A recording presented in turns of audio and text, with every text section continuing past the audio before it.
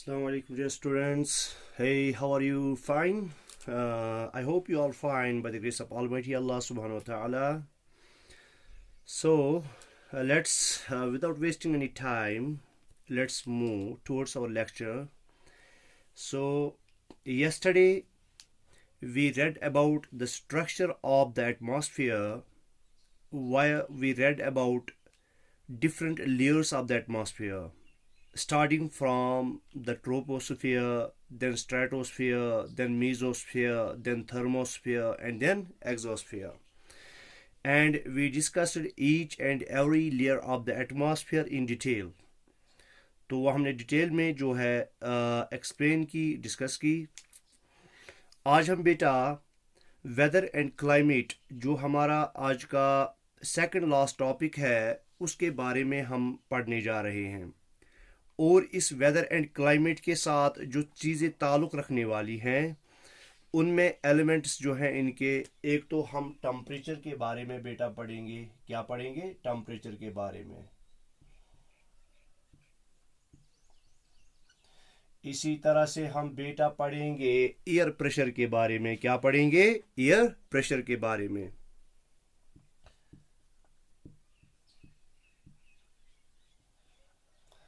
और इसी तरह से हम पढ़ेंगे बेटा विंड्स के बारे में, जहां पर हम एक तो विंड्स के बारे में और टाइप्स ऑफ विंड्स के बारे में पढ़ेंगे. ठीक है.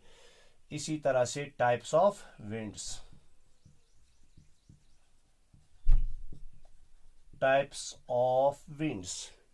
और इसी तरह से लास्ट में जो हम पढ़ेंगे वो है मॉइस्चर.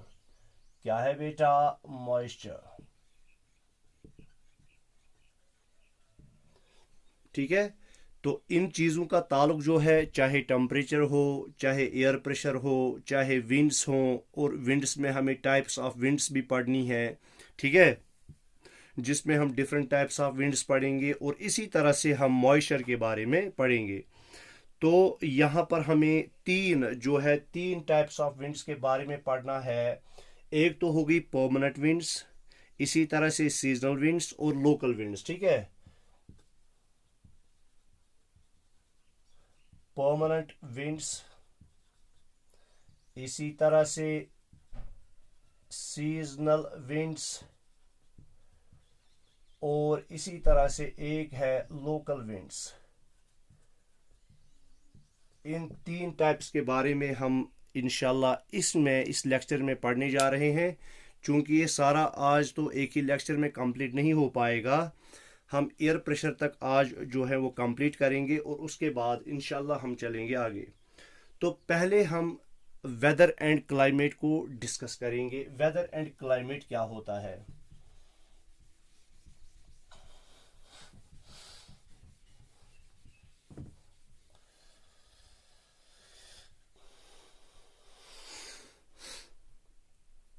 देखो बेटा, आजकल चूंकि साइंस एंड टेक्नोलॉजी का दौर है, आप हर रोज सुनते होंगे, आपके सिबलिंग्स हों, आपके पेरेंट्स हों, आपके ग्रैंड पेरेंट्स हों, आपके नेबर्स हों, वो हमेशा तकरीबन हर रोज़ ये हर किसी के ज़ुबान पर होता है कि सोनम लोटस साहब जो हैं, उन्होंने आज क्या प्रेडिक्शन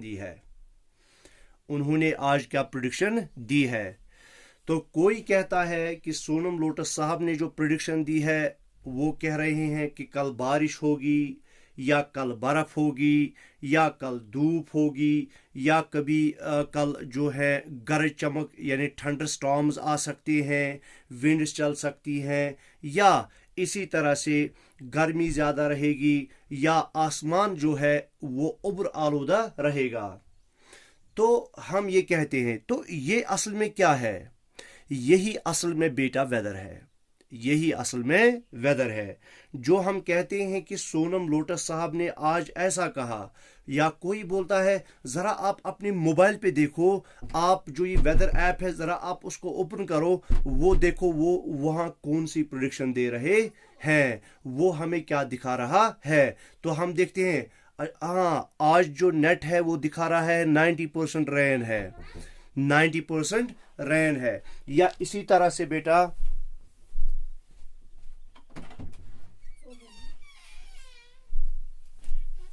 90% रेन है। या इसी तरह से बेटा कहते हैं कि आज जो है जो स्काइज रहेंगे वो क्लाउडी रहेंगे। या इसी तरह से आज डे होगा वो सनी होगा। या सुबह धूप होगी, सुबह सनी होगा और 12 बजे के बाद जो है स्काइज जो है वो उबर आलूदा रहेंगे, वो क्लाउडी रहेंगे। या आज जो है आज रेनी डे होगा, आज बारिश पड़ेगी, मॉडरेट पड़ेगी या ज़्यादा पड़ेगी। ठीक है, तो इन सब चीज़ों का जो ताल्लुक है यही वेदर है। क्या है बेटा? वेदर। देखो बेटा, वेदर, वेदर को हम कहते हैं डे टू डे और hour to hour conditions, hour to hour, यानी डे टू डे या hour to hour conditions of the atmosphere.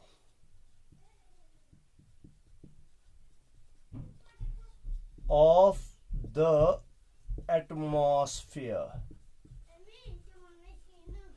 इसको हम कहते हैं बेटा वेदर।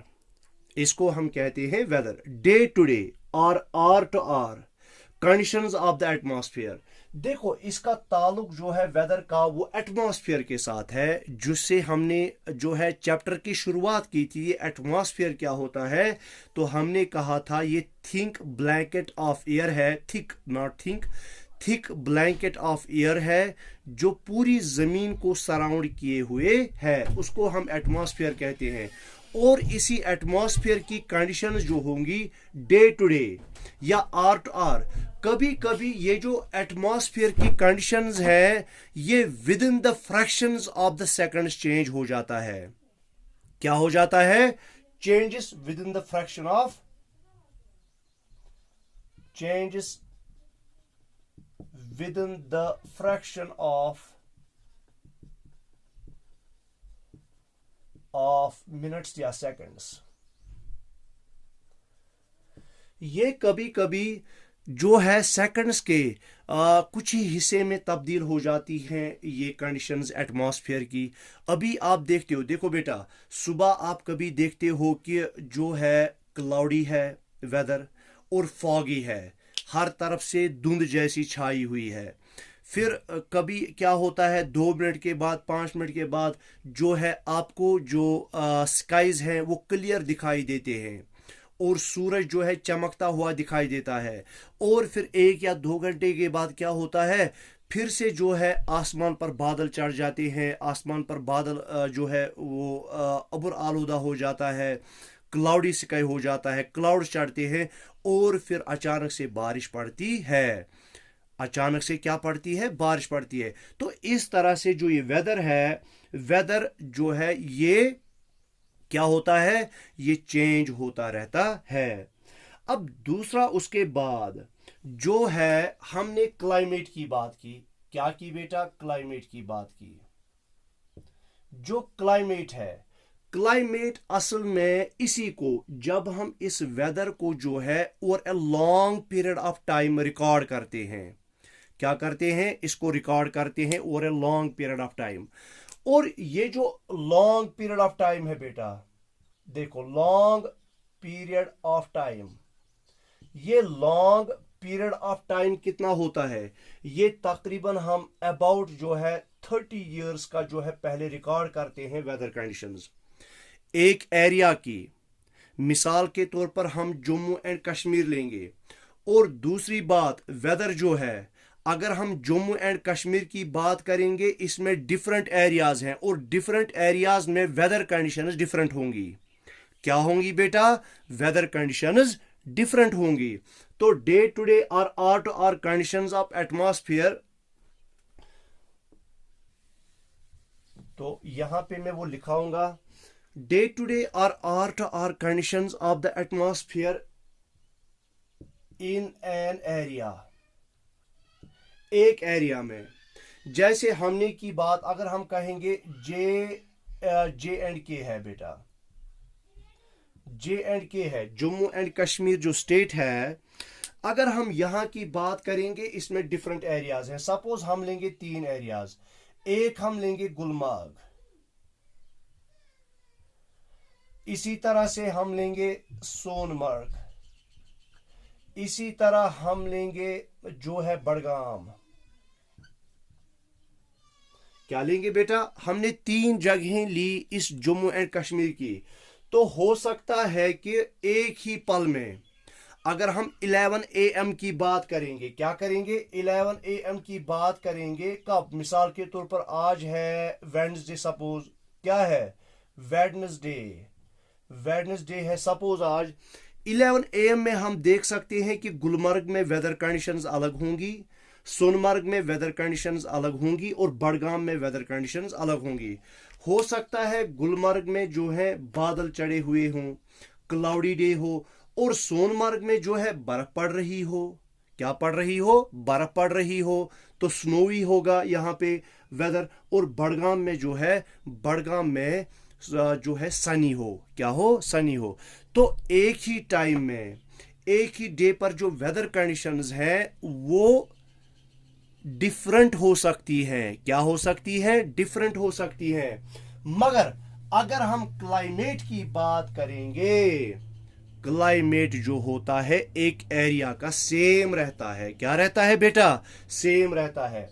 अगर मैं अब क्लाइमेट की बात करूं, क्या करूं बेटा? क्लाइमेट की बात करूं तो क्लाइमेट में हम क्या देखते हैं? क्लाइमेट हो गया average weather conditions of a place for a long period of time. क्या है? एवरेज वेदर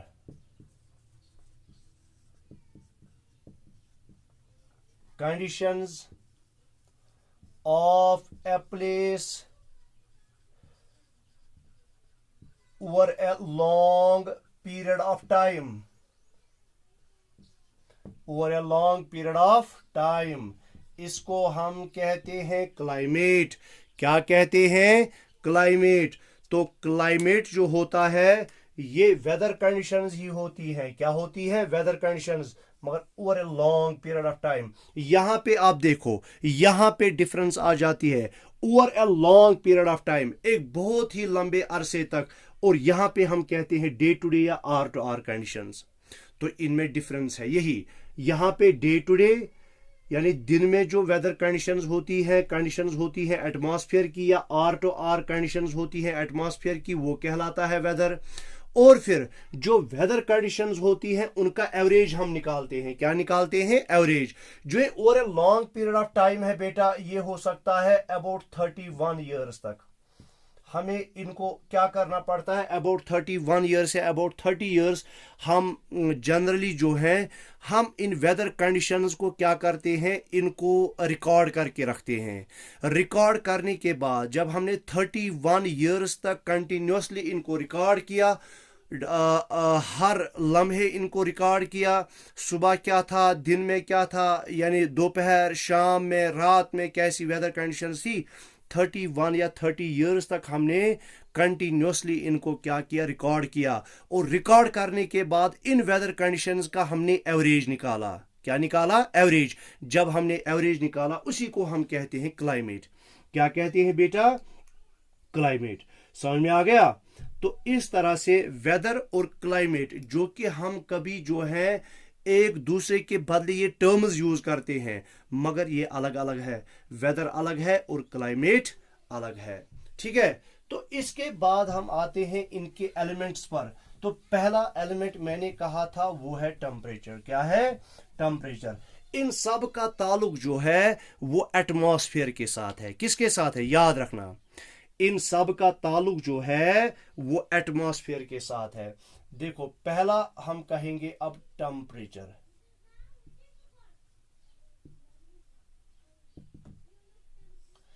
टेम्परेचर हम किसको कहते हैं? तो टेम्परेचर हो गया, चूंकि मैंने कहा बेटा एटमॉस्फेयर के साथ ताल्लुक है, तो हम यहां पे कहेंगे the degree of hotness and coldness of air. क्या है? The degree of hotness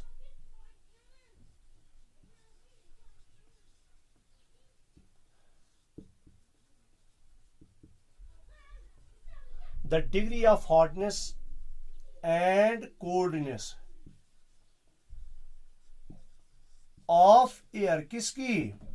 air. Air कितना ठंडा है या कितना गर्म है, इसको हम कहते हैं इज नोन एज टेम्परेचर। इसको हम कहेंगे टेम्परेचर। क्या कहेंगे? टेम्परेचर। अच्छा, तो ये जो टेम्परेचर है एटमॉस्फेयर का, टेम्परेचर जो है एटमॉस्फेयर का, ये चेंज हो जाता है। क्या हो जाता है? चेंज हो जाता है। किन में? एक तो हो गया डे में एक टेम्परेचर होता है और नाइट में एक टेम्परेचर होता है। दिन में टेम्परेचर हाई होता है और रात में टेम्परेचर लो होता है। दिन में गर्मी ज्यादा होती है और रात में गर्मी कम होती है।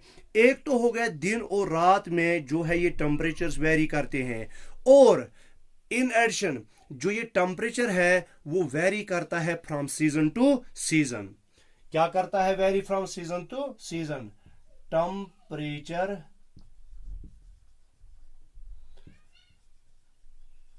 Varies from season two season. ठीक है, ये सीजन से सीजन तक जो है वेरी करता है। आप देखते हो समर्स में जो है गर्मी बहुत ज्यादा होती है। क्या होती है? गर्मी बहुत ज्यादा होती है, जिसकी वजह से हमें जो है कॉटन के कपड़े पहनने पड़ते हैं। वो कपड़े पहनने पड़ते हैं जो क्या होते हैं? पतले कपड़े होते हैं, ठीक है, जो हमें ठंडा रखते हैं। और विंटर्स में हमें ऊनी कपड़ा पहनने की जरूरत पड़ती है। क्यों पड़ती है? क्योंकि विंटर्स में जो टेम्परेचर होता है वो बहुत ही कम होता है। कभी कभी जो है 0 डिग्री सेल्सियस से भी नीचे रहता है टेम्परेचर। -2, -5, -8, -10 रहता है। अच्छा, अब जो है ये जो टेम्परेचर है बेटा, अर्थ पर जो ये टेम्परेचर है ये वेरी करता है फ्रॉम प्लेस टू प्लेस। आप देखते हो कि हर जगह पे टेम्परेचर जो है वो सेम नहीं होता है, जिसकी वजह से हम क्या देखते हैं, जब समर्स में हम यहाँ पर समर्स में हम अपने इलाकों में जो ये इनके ना पहाड़ों से दूर हैं, जो मैदानी इलाके हैं, मैदानी इलाकों में हम क्या देखते हैं? मैदानी इलाकों में या प्लेन एरियाज जिनको हम कहते हैं, प्लेन एरियाज में समर्स में गर्मी बहुत ज़्यादा होती है। तो फिर जब हम मूव करते हैं इन प्लेन एरिया से माउंटेनी एरियाज की तरफ, हम देखते हैं, अगर देखो, अगर आप समर्स में कहाँ पे जाते हो, सोनमर्ग जाते हो, गुलमर्ग जाते हो, पहलगाम जाते हो, तो वहाँ पे रिलेटिवली जो टेम्परेचर होता है वो कम होता है as compare to plain areas. तो ये जो टेम्परेचर होता है it varies from place to place on the earth. क्या है? It varies from place to place. तो varies from place to place on the earth, on the earth. तो ये अर्थ पर जो है प्लेस से प्लेस तक जो है वेरी करता है, एक जगह से दूसरी जगह तक वेरी करता है। अब ये जो है, तो जो हमने कहा जो ये टेम्परेचर है, टेम्परेचर डिस्ट्रीब्यूशन जो है ये वेरी करती है फ्रॉम प्लेस टू प्लेस। इसके पीछे क्या वजह है? तो रीजन इसके पीछे क्या है? रीजन इसके पीछे है इंसुलेशन। क्या है बेटा? इसके पीछे वजह है इंसुलेशन। तो इंसुलेशन का मतलब क्या हो गया? तो हमने जो कहा वेरीज, टेम्परेचर जो है, टेम्परेचर डिस्ट्रीब्यूशन। अच्छा, हम इसको ऐसे लिखेंगे ताकि आपको ये छोटे छोटे अल्फाजों में ये जो है सारा कुछ समेट ना, ये आप समेट सको। तो हम कहेंगे टेम्परेचर डिस्ट्रीब्यूशन, डिस्ट्रीब्यूशन जो है वेरीज, ये वेरी करती है। क्यों वेरी करती है? किसकी वजह से? इंसुलेशन की वजह से। तो ये इसके पीछे इंसुलेशन है। इंसुलेशन का मतलब क्या हो गया? इंसुलेशन का मतलब हो गया incoming solar energy intercepted by the earth. तो इसको हम कहेंगे इनकमिंग सोलर एनर्जी। देखो बेटा, सन से जो हमें रेज आती हैं, मैंने आपको कहा था इंफ्रारेड रेज हैं, विजिबल लाइट है और अल्ट्रावायलेट रेज हैं। एक किस्म अल्ट्रावायलेट रेज, इनको ओजोन लेयर जो है वो एब्जॉर्ब करती है, और इंफ्रारेड रेज इनका काम है हमारे एटमॉस्फेयर को गर्म करना, हमारे एटमॉस्फेयर को गर्म करना। तो सन से जो रेज आती हैं उन्हीं को हम कहते हैं incoming solar energy, incoming solar energy intercepted by the earth. जिनको इंटरसेप्ट कौन करता है? Intercepted by the earth. तो अर्थ जो है इस सोलर एनर्जी को इंटरसेप्ट करती है, इसको रोक के रखती है, ठीक है, आगे जाने नहीं देती है, जिसकी वजह से जो है हमारी जमीन गर्म हो जाती है, हमारी जमीन का एटमॉस्फेयर वो गर्म हो जाता है। तो इसी को हम कहेंगे, इसी इंसुलेशन की वजह है, यही इंसुलेशन वजह है जो टेम्परेचर डिस्ट्रीब्यूशन है अर्थ पर वो वेरी करती है। क्यों? देखो, अगर आप देखोगे ये है हमारी अर्थ, क्या है बेटा? ये है हमारी अर्थ। याद रखना, यहां पे अब आपको समझ में आ जाएगा कि ये जो टेम्परेचर डिस्ट्रीब्यूशन है ये क्यों वेरी करती है। तो ये मानो आप नॉर्थ पोल, ये मानो साउथ पोल, नॉर्थ है और साउथ है, और ये मैं बनाऊंगा एक्सीज। क्या बनाऊंगा? एक्सीज, ठीक है बेटा। अब ये इसका इक्वेटर है, ये क्या है? इक्वेटर। क्या है बेटा? इक्वेटर। यहां से है ये सन, क्या है बेटा? सन। याद रखना, जो मैक्सिमम सन की एनर्जी रिसीव करते हैं एरियाज जमीन पर, वो है इक्वेटोरियल एरियाज। क्या है बेटा? जो इक्वेटर है, यहां पे जो सन की रेज होती है वो क्या होती है? यहां पर सन की रेज होती है डायरेक्ट। क्या होती है बेटा? यहां पर सन की रेज जो होती है डायरेक्ट होती है इक्वेटर पर, ठीक है। कहां पर होती है? इक्वेटर पर। और जो पोल्स की ओर ये सन की रेज होती है ये होती है स्लांटिंग। क्या होती है? स्लांटिंग। तो एट इक्वेटर जो रेज ऑफ सन होती है वो होती है स्ट्रेट, और एट पोल्स, जो पोल्स हैं, पोल्स पर सन की रेज होती है स्लांटिंग। क्या होती है? स्लांटिंग।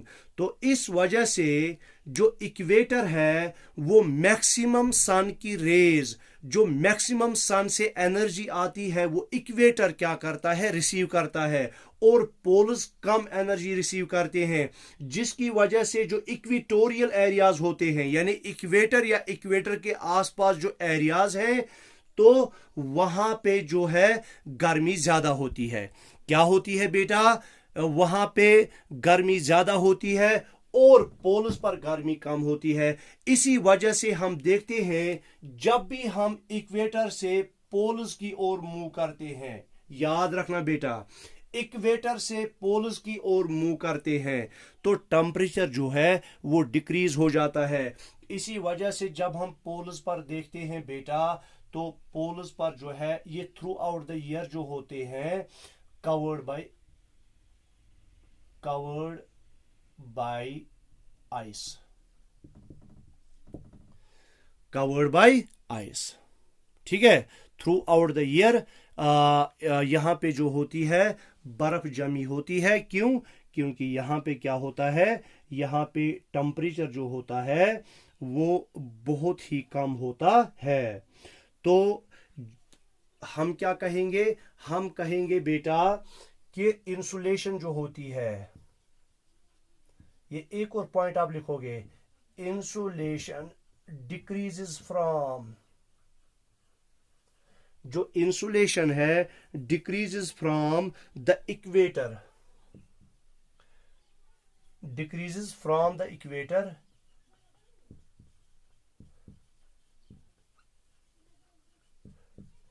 To the poles. तो इंसुलेशन जो है ये डिक्रीज होती है इक्वेटर से टुवर्ड्स द पोल्स, पोल्स की तरफ डिक्रीज होती है। तो इसी वजह से मैंने कहा जब हम इक्वेटर से पोल्स की ओर मूव करते हैं जो टेम्परेचर है वो डिक्रीज हो जाता है। क्यों डिक्रीज हो जाता है? क्योंकि इंसुलेशन डिक्रीज होती है, यानी जो सन से एनर्जी आती है वो कम कम होती रहती है, जिसकी वजह से जो है एटमॉस्फेयर का टेम्परेचर जो है वो कम होता है। तो एटमॉस्फेयर का टेम्परेचर जो है वो इंसुलेशन की वजह से बढ़ता है। एटमॉस्फेयर का टेम्परेचर जो है वो इंसुलेशन की वजह से बढ़ता है। तो जितना ज़्यादा इंसुलेशन होगा उतनी ज़्यादा गर्मी होगी, जितना कम इंसुलेशन होगा उतनी गर्मी कम होगी, उतना मौसम ठंडा होगा। ठीक है। इसके बावजूद भी जो है बहुत सारी चीज़ें ऐसी हैं जो इस को है, जो डिस्ट्रीब्यूशन है इस टेम्परेचर की अर्थ पर, जो इसको क्या करती है, इन्फ्लुएंस करती है। अच्छा, तो अब आपको समझ में आ गया होगा कि जो ये पोल्स हैं, ये poles throughout the year जो है स्नो से कवर्ड क्यों रहते हैं, बर्फ से कवर्ड क्यों रहते हैं। किसकी वजह से बेटा? सोलर इंसुलेशन की वजह से। ठीक है। तो अगर अर्थ का टेम्परेचर बहुत ज्यादा हाई होगा, क्या होगा? बहुत ज्यादा हाई होगा। तो ये जो टेम्परेचर ज़्यादा हाई होगा तो इसकी वजह से इतनी ज़्यादा गर्मी बढ़ेगी कि क्रॉप्स वगैरह भी जो हैं वो क्रॉप्स वगैरह भी यहाँ पे उग नहीं पाएंगे। अच्छा, इसी तरह से हमने देखा है बेटा कि जो टेम्परेचर सिटीज़ का होता है, सिटीज़ जो शहर होते हैं, शहर का टेम्परेचर जो होता है वो हाई होता है as compare to temperature in cities. ठीक है। तो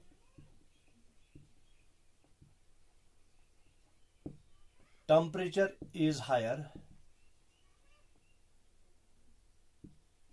इन cities than that in villages। तो शहरों में टेम्परेचर ज़्यादा होता है एज कंपेयर टू विलेजेस। अब इसके पीछे वजह क्या है बेटा? इसके पीछे वजह है जो सिटीज़ में मेटलिक रोड्स होते हैं, कंक्रीट या मेटल बिल्डिंग्स होती हैं। कंक्रीट एंड मेटल बिल्डिंग्स क्या होती हैं? कंक्रीट एंड मेटल बिल्डिंग्स होती हैं। Concrete and metal buildings. ठीक है। एक हमने कहा कंक्रीट होती है, कंक्रीट और मेटल की बिल्डिंग्स जो बनी होती है वो गर्म हो जाती हैं ज़्यादा। तो जब वो ज़्यादा गर्म हो जाती है वो हीट को रेडिएट करती है एटमॉस्फेयर में। किस में करती हैं? एटमॉस्फेयर में रेडिएट करती हैं, जिसकी वजह से एटमॉस्फेयर का टेम्परेचर बढ़ जाता है। इसी तरह से जो हम रोड्स में एस्फॉल्ट यूज़ करते हैं, एस्फॉल्ट यूज्ड इन रोड्स। ठीक है। Asphalt used in roads. ये एस्फॉल्ट क्या होता है? इसको हम कहते हैं कश्मीरी में तारकोल। क्या कहते हैं? तारकोल। जो हम तारकोल मिक्स करते हैं ना, किसके साथ? जो बाजरी होती है उसके साथ हम मिक्स करते हैं और फिर वही जो है रोड्स पर बिछाते हैं और रोड्स कंक्रीट बनाते हैं। तो इसकी वजह से भी जो है टेम्परेचर जो है ये गर्म हो जाता है, बहुत ज़्यादा गर्म हो जाता है। इसी वजह से आप देखते हो अगर समर्स में आप नंगे पाँव सड़क पे चलना चाहो तो आप नहीं चल सकते। ज़मीन पर तो चल सकते हो, मगर किस पर? ज़मीन पर, मिट्टी पर तो चल सकते हो समर्स में भी नंगे पाँव, मगर रोड पे नहीं चल सकते हो क्योंकि रोड बहुत ज़्यादा गर्म हो जाते हैं इस एस्फॉल्ट की वजह से। ठीक है। और इसी तरह से जो है बेटा, जो बहुत ही ज़्यादा जो क्राउडेड बिल्डिंग्स होती हैं, क्या होती हैं?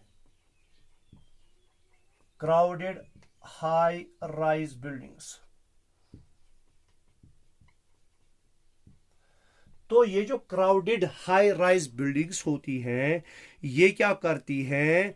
ये वार्म एयर को ट्रैप करती हैं। Crowded high rise buildings trap warm air, warm air, ये गर्म हवा को ट्रैप करती हैं। क्या करती हैं बेटा? गर्म हवा को ट्रैप करती हैं। तो इस वजह से जो है टेम्परेचर सिटीज का जो है वो रेज हो जाता है एज कम्पेयर टू विलेजेस। तो हमने कहा temperature is higher in cities than that in villages. किसकी वजह से सिटीज में का जो है टेम्परेचर, उसके पीछे वजह हमने बोली। एक तो यहाँ पे जो बिल्डिंग्स होती हैं वो कंक्रीट होती है और मेटल्स की बनी होती है, पत्थरों ईंटों वगैरह की बनी होती है, सीमेंट की बनी होती है। और जो विलेजेस होते हैं, विलेजेस में जो, अब तो चूंकि विलेजेस भी उसी तरफ जा रहे हैं, तो पहले पहले विलेजेस में जो मकान होते थे वो ज़्यादातर होते थे मिट्टी के मकान, ठीक है, जिनको हम हट्स वगैरह कहते थे। या इसी तरह से जो यहाँ पे रोड्स बने होते हैं, जो यहाँ पे स्ट्रीट्स बनी होती है, उनमें जो है एस्फाल्ट का यूज़ किया जाता है। तो तारकोल का यूज़ किया जाता है। ये तारकोल जो है, ये तारकोल भी दिन में बहुत ज़्यादा गर्म हो जाता है और ये हीट रिलीज़ करते हैं एटमॉस्फेयर में। इसी तरह से हमने देखा बेटा कि जो शहरों में वहाँ पे ऊंची ऊंची बिल्डिंग्स होती हैं। एक तो हो गया ऊंची ऊंची बिल्डिंग्स, मगर वो एक दूसरे के बहुत ज़्यादा नज़दीक होती हैं, तो उनके बीच में जो ये थोड़ी बहुत गैप होती है, वो गैप जो हैं इस वार्म एयर को जो है ट्रैप करती हैं। जब वो वार्म एयर को ट्रैप करती हैं, ये कंक्रीट और हाई राइज बिल्डिंग्स इसको जो है ट्रैप करती हैं, तो उसकी वजह से शहरों का जो है बेटा, शहरों में गर्मी ज़्यादा होती है एज़ कम्पेयर टू विलेजेस में। तो चूंकि मैंने कहा था हम आज ही पढ़ेंगे किसके बारे में, एयर प्रेशर के बारे में। अब चूंकि टाइम हो चुका है तो एयर प्रेशर और विंड के बारे में इंशाल्लाह हम कल पढ़ेंगे, और मॉइस्चर। तब तक के लिए अल्लाह हाफिज़।